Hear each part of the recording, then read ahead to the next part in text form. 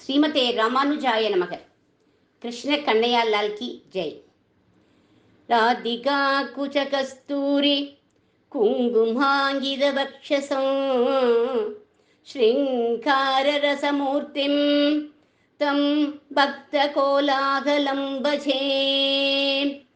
சாதூனாம் சரிதம் புண்ணியம் சர்வ பாப விநாசனம் ஸ்ருணூயா ஸ்ரத்தயா நித்யம் கிருஷ்ண பக்தி விவர்த்தனம். சரிதம் வல்லபாதீனாம் சாதூனாம் கல்மஷாபகம் வத சத்குரு ராஜேந்திர யதஸ்மாகம் கதிர்பவான். அனைவருக்கும் நமஸ்காரம். ஸ்ரீயப்பதியான ஸ்ரீ கிருஷ்ண கிருபையினால, அடியேனுடைய ஆச்சாரிய கிருபையினாலும் மகாத்மா ஸ்ரீ வல்லபரின் சரித்திரத்தை இன்றைக்கு நாம் அனுபவிக்கலாம். ஸ்ரீயப்பதியான பகவானை அடையறதுக்கு பல மார்க்கங்கள் நமக்கு மகான்கள்லாம் காண்பிச்சு கொடுத்துருக்கா. எல்லா மார்க்கத்திலையும் சொல்லப்படுற ஒரே விஷயம் என்ன அப்படின்னா, பகவானிடத்தில் நீ பக்தி பண்ணு. இதுதான் காமன் மெசேஜ். ஸ்ரீ வல்லபாச்சாரியார் சுத்தாத்வைதம்ங்கிற பிலாசபிக்கு விதை போட்டவர் அவர்.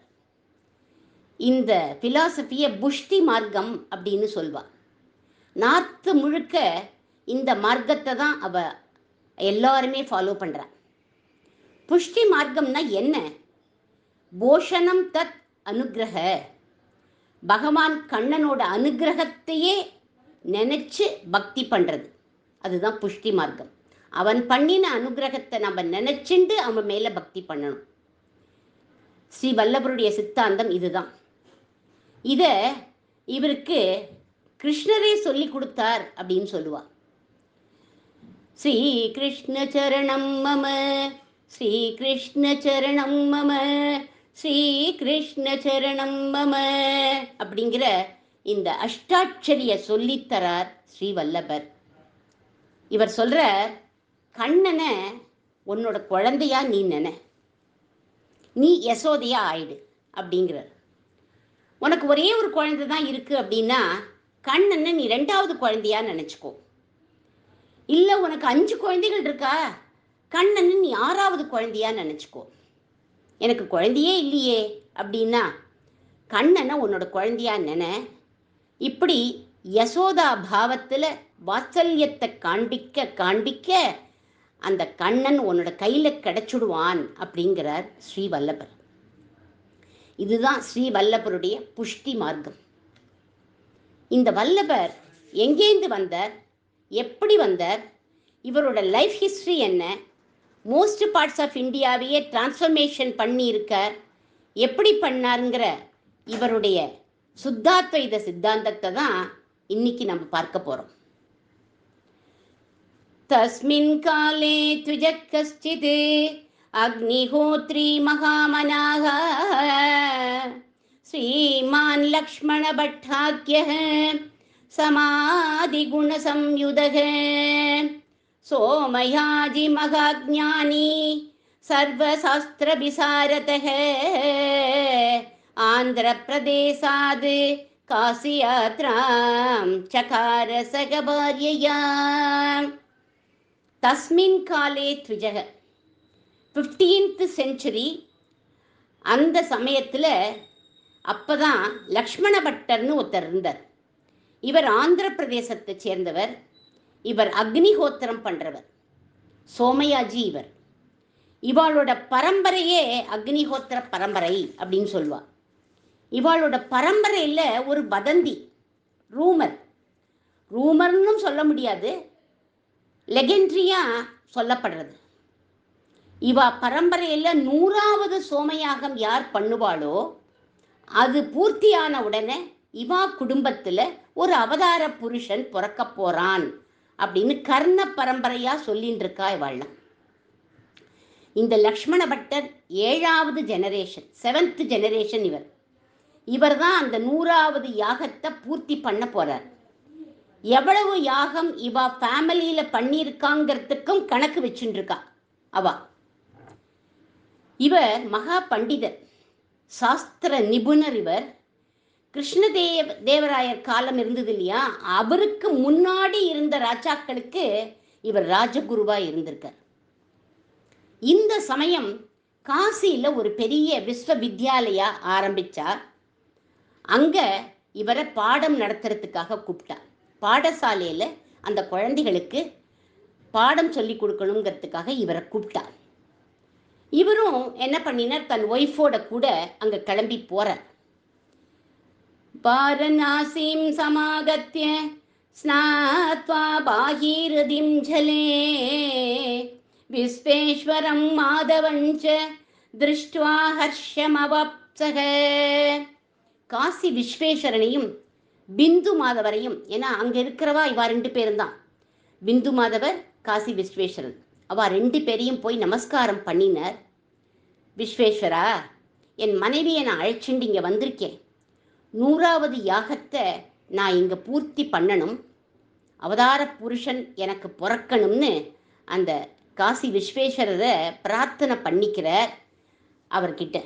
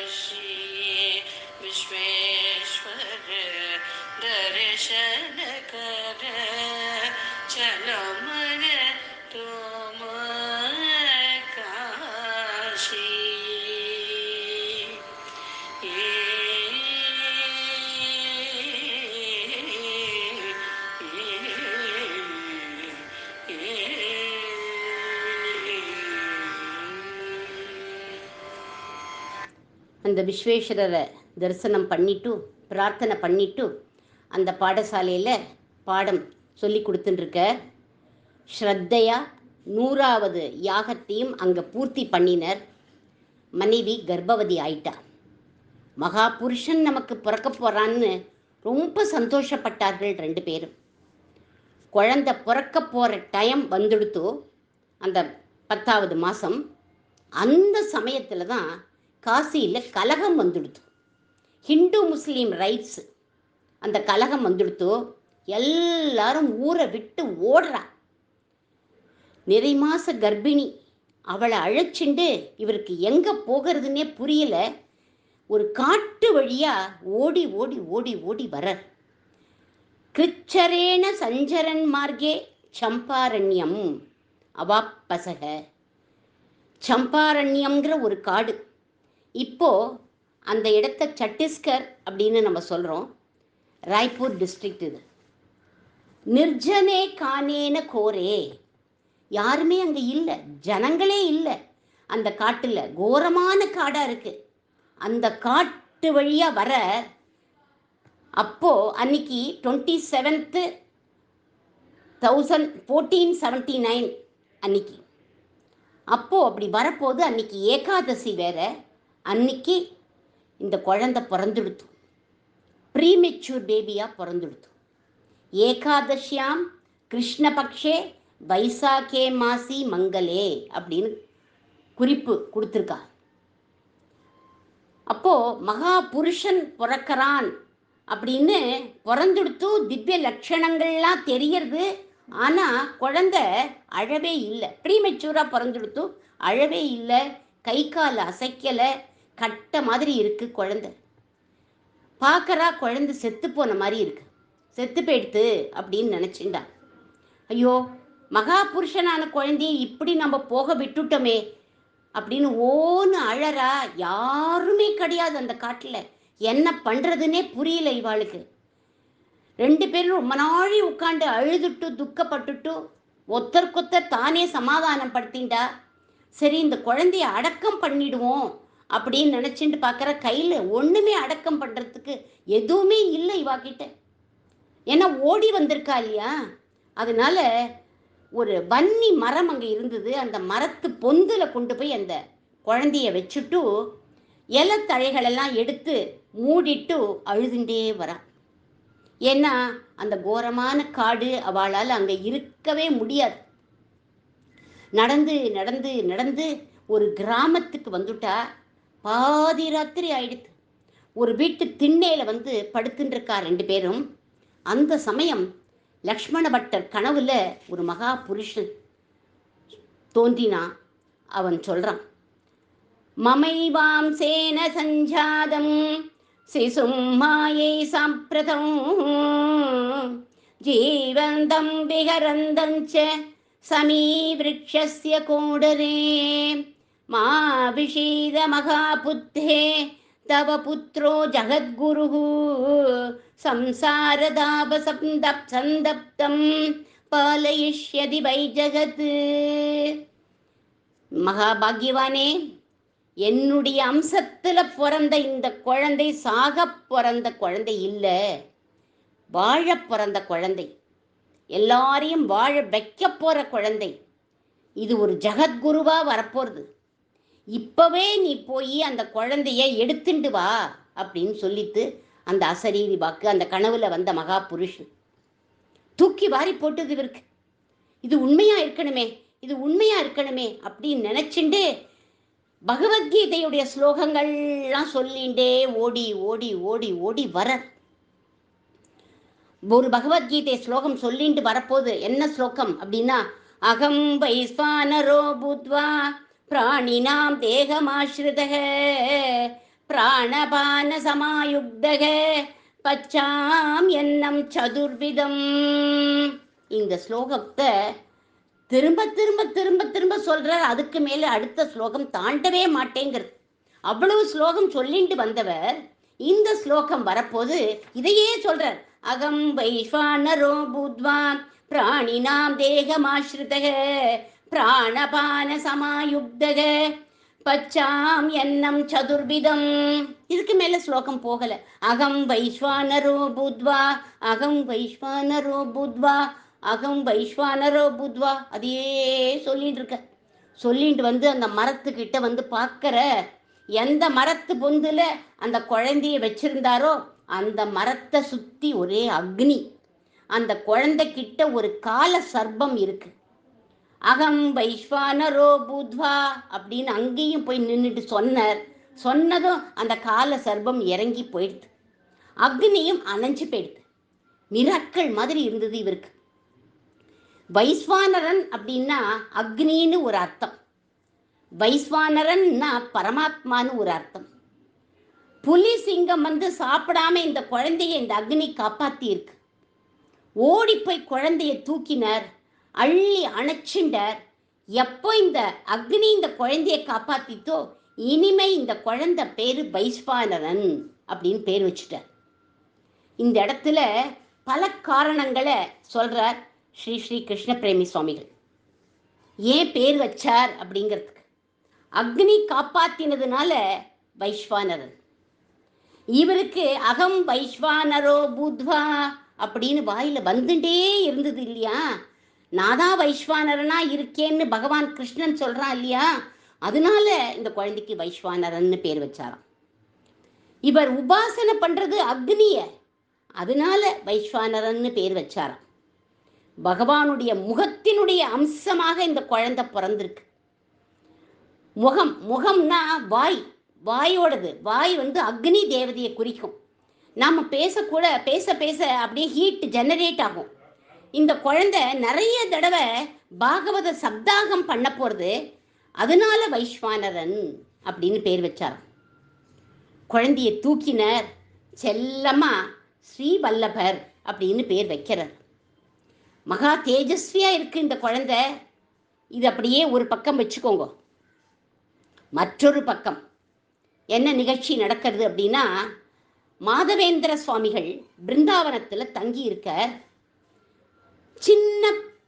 சின்ன பையன் அடிக்கடி அவருக்கு பால் கொடுப்பான்.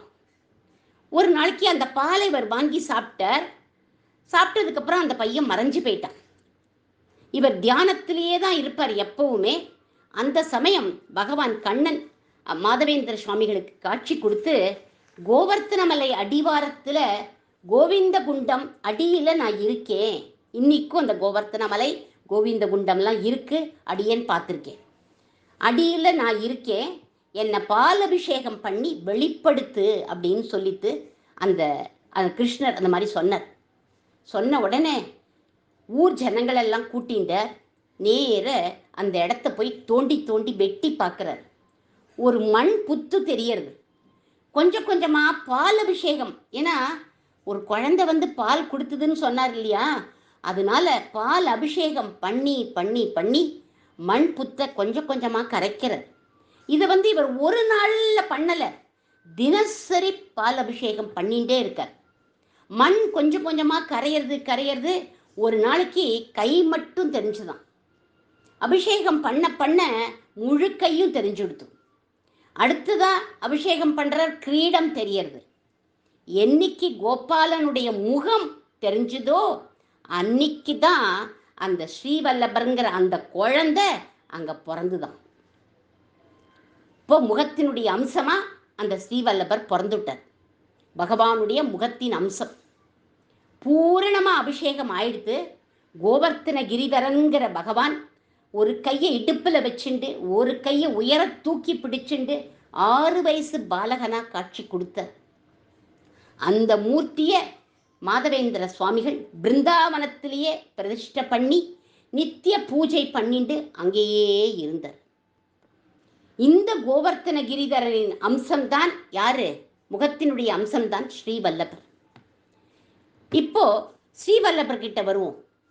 ஸ்ரீவல்லபரை எடுத்துட்டு குழந்தை கிடைச்சுடுத்து இல்லையா, அந்த மரத்துலேருந்து அந்த பொந்துலேருந்து அந்த குழந்தைய எடுத்துட்டு என்ன பண்ணினா அவ காசி கஷேத்திரத்துக்கே வந்துட்டார். அங்கதானே இவர் பாடசாலை நடத்திட்டு இருந்தார். அந்த காசி கஷேத்திரத்துக்கு வந்துட்டார். குழந்தைய இந்த தம்பதிகள் நன்னா வளர்க்கிறா. காலத்துல உபநயனம் பண்ணி வச்சா. சர்வ சாஸ்திரங்களையும் இவாளே சொல்லி கொடுக்குறா. இவருக்கு பிற்காலம் திருமலாச்சாரியார் விஷ்ணு சித்தருங்கிற 2 பேர்கள் இடத்துல சகல சாஸ்திரங்களையும் தெரிஞ்சிடுது இந்த குழந்தை. அதுக்கப்புறம் ஒரு காலகட்டத்தில் அவ அப்பா அம்மா காலகதி அடைஞ்சுட்டா. இவருக்கு கல்யாணம் பண்ணிக்கிறதுக்கு இஷ்டம் இல்லை. வாழ்நாள் பூரா பிரம்மச்சாரியாவே இருக்கணும் அப்படின்னு நினச்சிட்டு இருக்கார். கிருஷ்ண பக்தியை பிரச்சாரம் பண்ணிட்டு பாகவத சப்தாகம், ஏன்னா பகவானே சொல்லியிருக்கான், பாகவதம் சொல்ல போகிறது இந்த குழந்தைன்னு. பாகவத சப்தாகம் பண்ணிட்டு ஆசேது ஹிமாச்சலம் யாத்திரையா போயின்னு இருக்கார். இவருடைய அவதார புண்ணிய பூமி ஆந்திர பிரதேசம்னு சொன்னோம் இல்லையா, அங்கேருந்து தானே காசிக்கு வந்தார். அந்த ஆந்திர பிரதேசத்துக்கு போறார். அங்கே போய் கொஞ்ச நாள் தங்கினர். அந்த கிராமத்தில் தங்கி பாகவத பிரவச்சனம் பண்ணினர். இவருடைய தாயாதி பங்காளிகள்லாம் அங்கே இருக்கா இல்லையா, அவ இவருக்கு சேர வேண்டிய சொத்து எல்லாத்தையும் எடுத்து கொடுத்தா. இதெல்லாம் உங்கள் அப்பாவுக்கு சேர வேண்டிய சொத்துப்பா, இந்தான்னு சொல்லி கொடுத்தா. இவர் என்ன சொன்னார், எனக்கு அந்த சொத்தெல்லாம் வேண்டாம், நம்மளுடைய குல பரம்பரை ஆராதிச்ச நவநீத கிருஷ்ணன் மட்டும் எனக்கு போரும், அதை கொடுத்துனுங்கோன்னு வாங்கிட்டார். அந்த கிருஷ்ணருக்கு நவநீத பிரியன் அப்படின்னு பேர். போகிற இடங்கள்லாம் அந்த நவநீத பிரியனுக்கு பூஜை பண்ணிட்டே இவர் போயின்னு இருக்கார். எல்லா இடத்துக்கும் இவர் போயிட்டே இருக்கார். ஸ்ரீவல்லபர் யாத்திரை பண்ணிட்டே வரப்போது பண்டரி கஷேத்திரத்துக்கு வர, கோவில் வாசலில் வந்து பண்டரி கஷேத்திரத்தில் அந்த நதிக்கரையில் தீர்த்தமாடிட்டு எல்லா அனுஷ்டானங்கள்லாம் முடிச்சுட்டு ராத்திரி அங்கேயே படுத்துக்கிறார். அந்த கோவில் வாசல்லையே படுத்துட்டு இருக்கார். ராத்திரி ருக்மிணி தேவியும் பாண்டுரங்கனுமா வந்தா. இவரை பார்த்தா அந்த சமயம் ருக்மிணி பிராட்டி சொல்கிறார், அநாத பையனாட்ட அந்த குழந்தை படுத்துன்னு இருக்கே, அப்பா அம்மா இல்லை பாவம், ஊர் ஊராக போய் பாகவதம் வேற சொல்கிறது, பகவத்குணத்தை சொல்கிறது, நாம தான் இவனுக்கு அப்பா அம்மா இல்லையா, அதனால நாம் அப்பா அம்மாவாக இருந்து இவனுக்கு ஒரு கல்யாணம் பண்ணி வைப்போமே அப்படின்னு ருக்மிணி பிராட்டி பாண்டுரங்கன்ட்ட சொன்னான். உடனே பாண்டுரங்கன் இவருடைய சொப்பனத்தில் தோன்றி சொல்றார், தவ பக்தியா பிரசன்னோஸ்மி ஸ்வாகதம் தே மகாவிரதஹ ஹிதம் வதாமி தே விப்ர சாவதான தயாஸ்ருணு. பகவத் பக்தாளுக்கு சந்நியாச ஆசிரமம்னோ கிரகஸ்த ஆசிரமம்னோ ரெண்டுக்கும் பேதமே இல்லை, ரெண்டும் ஒன்று தான். யார் பகவத் பக்தாளோ அவ சந்நியாசாசிரமத்தில் இருக்கணும், இல்லை கிரகஸ்தாசிரமத்தில் இருக்கணுங்கிற இதுவே வித்தியாசமே கிடையாது.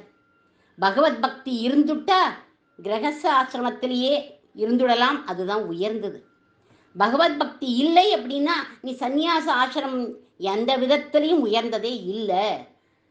அதனால பகவத் பக்தி தான் முக்கியம், நீ கிரகஸ்த ஆசிரமத்தில் இருக்கணும் அப்படின்னு சொல்லி சொல்ற. ந பேத கில பக்தானாம் சந்நியாச கிரக கர்மயோகோ திருடபக்தைவ துஷ்யாமி சுலபோகம் ந சான்யதா. திருடபக்தி யாருக்கு இருக்கோ அவள் விஷயத்தில் நான் சந்தோஷப்படுறேன், ஒன்றை நான் கிரகஸ்தனா பார்க்கணும்னு ஆசைப்படுறேன் அப்படின்னார். அதனால நீ திருக்கல்யாணம் பண்ணிக்கணும் அப்படின்னு பகவான் சொல்கிறார். காலம்புற ஒரு கிரகஸ்தர் உன்னை தேடிண்டு வருவர், அவருடைய பெண்ணை நீ கல்யாணம் பண்ணிக்கோ, பிருந்தாவனத்திலையும் கோகுலத்திலையும் இருந்துட்டு எனக்கு நீ கைங்கரியம் பண்ணு அப்படின்னு சொல்லி மறைஞ்சுட்டார் பாண்டுரங்கன். பிருந்தாவனத்திலையும் கோகுலத்திலையும் தான் இருக்க போறார் இவர் ஸ்ரீவல்லபர். பட்டுன்னு ஸ்ரீவல்லபர் எழுந்து உட்காண்டார். சன்னியாசியா இருந்து பக்தி பண்ணணும்னு நினைச்சோமே, ஆனா பண்டரிநாதன் கிரகஸ்தனா இருக்கணும்னு பிரியப்படுறானே, எல்லாம் பகவானுடைய சங்கல்பம் அப்படின்னு சொல்லிட்டு காலம்பரை எழுந்து அந்த சந்திரபாகா நதியில் போய் தீர்த்தம் ஆடிட்டு எல்லா அனுஷ்டானத்தையும் முடிச்சுட்டு வந்து உட்காண்டார். ஒரு கிரகஸ்த பிராமணர் இவரை தேடிண்டு வந்தார். என்னோட கன்னிகையை உங்களுக்கு கொடுக்கும்படி எனக்கு சொப்பனம் ஆச்சு அப்படின்னு சொன்னார் அவர். ஸ்ரீவல்லபர் அதை கேட்டுட்டு சொல்கிறார், எனக்கும் அப்படிதான் நியமனம், அதனால உம்ம கன்னிகையை நான் ஏற்றுக்கிறேன் அப்படின்னு சொல்லிட்டார். எல்லா பந்துக்களையும் கூப்பிட்டு வைதிகர்களையும் அழைச்சி விவாகம் பண்ணி கொடுத்தார். அந்த பெண்ணுக்கு லக்ஷ்மி அம்மாள் அப்படின்னு பேர். பண்டரிநாதனை நம்ம ஸ்ரீவல்லபருக்கு ரொம்ப பிடிக்கும். அங்கேயே கொஞ்ச காலம் கல்யாணம் ஆகி அங்கேயே கொஞ்ச காலம் பண்டரிநாதனை தரிசனம் பண்ணிட்டு அங்கேயே இருந்தார். பண்டரிநாதன் தான் இவருக்கு குருவே. அந்த திவ்ய தம்பதிகள் தான் இவருக்கு பெற்றோர்கள். ஸ்ரீகிருஷ்ண சரணம் மமங்கிற இந்த அஷ்டாட்சரி மந்திரத்தை இவர் பிரகடனம் பண்ண போறார். இவருக்கு பல சிஷ்யர்கள் உண்டு. அதுல பிரதானமா 8 பேரை சொல்லுவா, அஷ்டதாசர்கள் அப்படின்னு சொல்லுவா. அதுல ரொம்ப பிடிச்சவர் யார் அப்படின்னாக்க சூர்தாசர். கண் தெரியாதவர். அவளை வச்சுண்டு புஷ்டி மார்க்கத்தை எப்படி பரப்பினார் அப்படிங்கிறத நம்ம அடுத்த எபிசோட்ல அனுபவிக்கலாம்.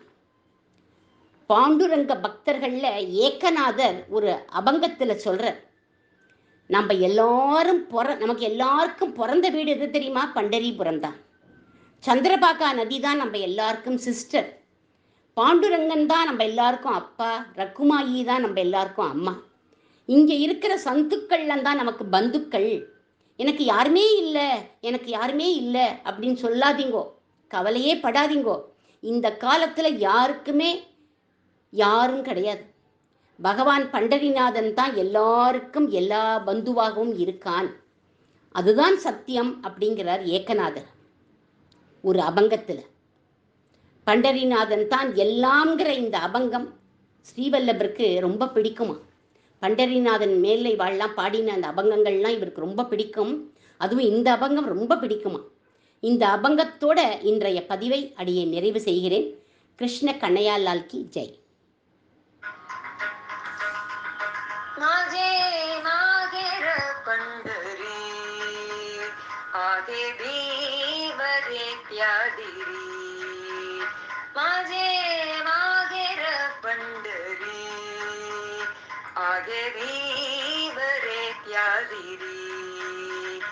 माझे मागेर माझे मागेर माझे मागेर पंढरी आहे भीवरे त्या दिरी माझे मागेर पंढरी पापणी आई पापणी आई माझी विठ्ठल रकुमाई माझी विठ्ठल रकुमाई माझी विठ्ठल रकुमाई माझे मागेर पंढरी माझे मागेर पंढरी आगे भीवरे त्या दिरी आगे भीवरे त्या दिरी माझे मागेर पंढरी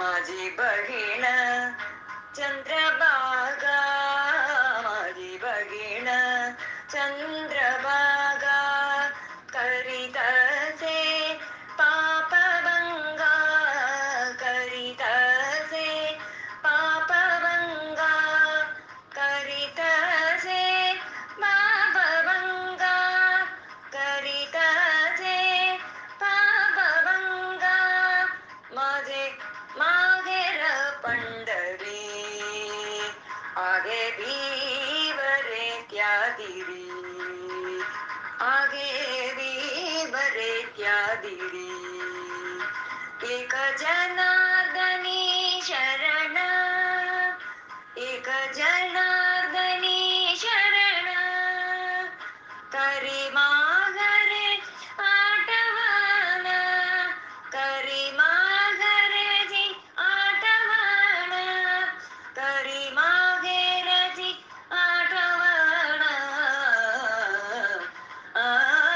माझे माघेर पंढरी माझे माघेर पंढरी माझे माघेर माझे माघेर माझे माघेर पंढरी आगे भीवरे त्या दिरी आगे भीवरे त्या दिरी विठ्ठल विठ्ठल विठ्ठल विठ्ठल विठ्ठल विठ्ठल